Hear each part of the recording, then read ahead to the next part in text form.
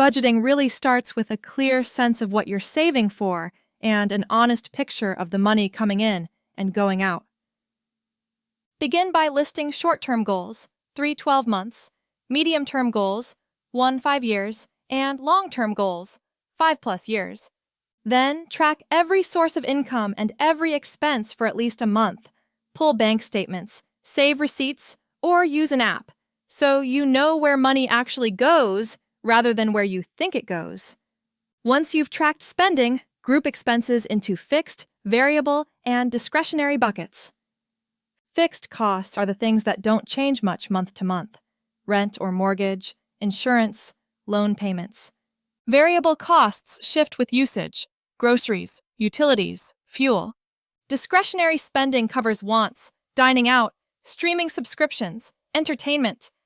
That simple classification makes it much easier to spot where you can trim and reallocate cash toward your goals. Pick a budgeting approach that fits how you live. The 50-30-20 rule is an easy starting point: roughly 50% needs, 30% wants, 20% savings or debt repayment. A zero-based budget assigns every dollar a job so nothing floats aimlessly. Envelope or category budgeting sets limits for each type of spending, whether with cash envelopes or digital buckets. If your income is irregular, base the plan on a conservative average and prioritize essentials and a bigger buffer. Before aggressive investing or big purchases, build a safety net.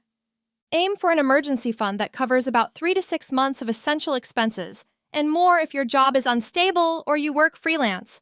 Keep that money liquid in a high-yield savings account so it's accessible when you need it. If you have high-interest debt, attack it intentionally. Put extra payments toward the highest rate balances, the debt avalanche, to save the most interest, or pay off the smallest balances first, the debt snowball, for quick psychological wins. Consider refinancing or consolidating only if it clearly lowers your interest and fees without needlessly stretching out repayment. Automate as much as you can. Direct deposit, automatic transfers to savings, and scheduled bill payments reduce friction, prevent late fees, and make saving a habit. Use separate accounts or virtual buckets for specific goals like a vacation, a car, or taxes so you're less tempted to spend that money on something else. Make tax-advantaged accounts a priority for retirement and education. Think 401k, IRA, HSA, and 529 plans, and at minimum contribute enough to get any employer match. As your income grows or your debts fall, gradually raise those contributions to let tax benefits and compounding work in your favor. When you invest, match the approach to your time horizon and risk tolerance. For long-term goals, lean toward diversified, low-cost index funds or ETFs, keep an appropriate asset allocation, and rebalance periodically. Steer clear of market timing and high-fee products that can erode returns over time. Protect what you've built with appropriate insurance, health, disability, life if others depend on you, plus homeowner or renter and auto coverage. Review policies at least once a year and keep beneficiaries up to date so coverage still fits your life.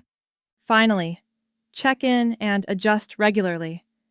Do a quick monthly review of spending and set quarterly or annual reviews for goals, investments, insurance, and tax strategies. Use apps, spreadsheets, or a financial advisor if you like, but the core habit is simple: spend less than you earn, save and invest the difference, and update your priorities as your circumstances change.